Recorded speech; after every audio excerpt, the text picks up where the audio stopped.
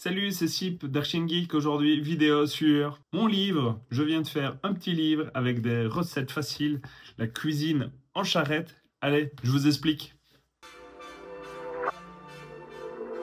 Ça faisait un moment que j'avais cette idée donc de réaliser un petit livre de recettes faciles. Il fallait juste trouver le temps. Alors l'idée m'est venue il y a déjà quelques années en discutant avec un ami avec qui je joue au tennis. Salut Anto, si tu regardes un jour la vidéo.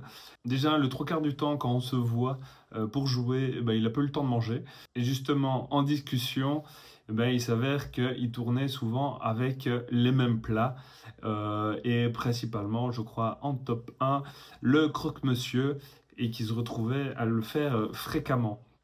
Et donc, je m'étais amusé déjà en privé à lui envoyer des photos d'un repas et de lui dire tiens, regarde, voilà une idée de recette facile que tu pourrais faire chez toi. Et suite à ça, je m'étais dit ça serait bien de collecter un peu bêtement toutes ces recettes. Donc, je m'étais déjà amusé il y a des années, comme je mets ici, avec OneNote à mettre mes recettes en classant un peu, voilà, recettes faciles, recettes gastronomiques. Et principalement, j'avais cette structure, mais c'est souvent un peu bancal et on ne prend pas le temps, voilà, de faire une belle mise en page et autres. En tous les cas, c'est le cas ici. Et donc, voilà, je me suis remis à InDesign et je me suis amusé donc ici à faire la mise en page et de générer ce bouquin. Voilà un peu le pourquoi de ce livre. Un livre qui me tient un peu à cœur sur justement la cuisine. Donc j'aime cuisiner et malheureusement on manque souvent de temps. Et donc c'est vrai que je me suis retrouvé ici à faire des recettes dont on est en moyenne sur 30 minutes, 45 minutes pour faire un repas et qui n'est pas nécessairement un plat donc tout fait. Et ça aussi, d'où le nom du livre avec la charrette. C'est lié aux études, même si spécifiquement je n'ai pas fait de charrette, mais des rythmes assez soutenus malgré tout. Au niveau du travail, on ne prenait pas le temps de bien manger. Donc avec un ami, lors des travaux de groupe, on se retrouvait aller à la friterie du coin, commander des pizzas. L'extrême, c'était les boulettes de chez Ikea avec des croquettes et qu'on mettait juste au micro-ondes et on mettait un petit spritz de ketchup et on avait notre repas. Les pâtes, on prenait même pas le temps de faire une bonne sauce, on prenait un coulis de tomates qu'on réchauffait et on mettait dans les pâtes avec voilà du fromage râpé et on avait notre repas. Tout ça pour aller encore plus vite et de se retrouver directement au travail. Voilà aussi pour tous ceux à qui est d'ailleurs adressé ce livre, c'est pour tous ceux qui sont un peu en manque d'idées ou en tout cas ne prennent pas le temps de réfléchir aux recettes habituelles. Et donc ça, voilà, ici un petit condensé, 30 recettes pour vous donner des idées au quotidien, que vous soyez en côte ou jeune architecte en plein rush avec des charrettes et de se retrouver justement avec un peu des idées de cuisine. Dernière partie de la vidéo, là on va switcher sur le PC pour justement voir un peu la mécanique pour avoir réalisé ce livre. Allez, on va regarder ça. Donc, on se retrouve sur le PC.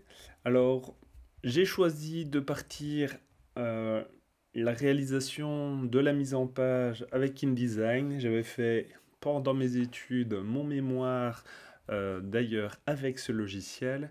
Et donc, je connais un peu les bases pour la mise en page. Et donc, je m'étais donc ici dit que ça allait être facile de reprendre un peu ce travail-là. Malheureusement, avec le temps, on oublie quand même. J'ai créé des gabarits pour réaliser la mise en page au niveau du livre.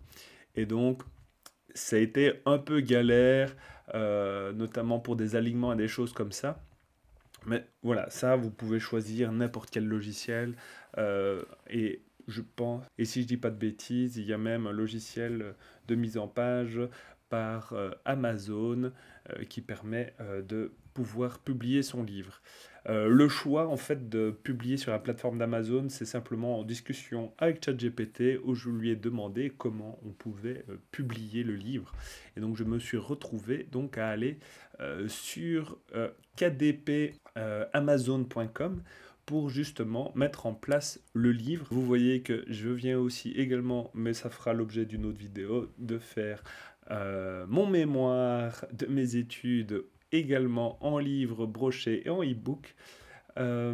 Et donc revenons sur le livre La cuisine en charrette. Donc j'ai déjà un compte Amazon, donc en gros ça je me suis identifié avec. On arrive sur la plateforme ici et on va se retrouver à mettre en place les informations du livre. J'ai généré un PDF depuis InDesign et je l'ai transféré sur la plateforme ici. En gros, et c'est là que ça va être intéressant, je vais être loin de devenir riche avec ça. Comme je dis, c'est vraiment pour le plaisir de le partager.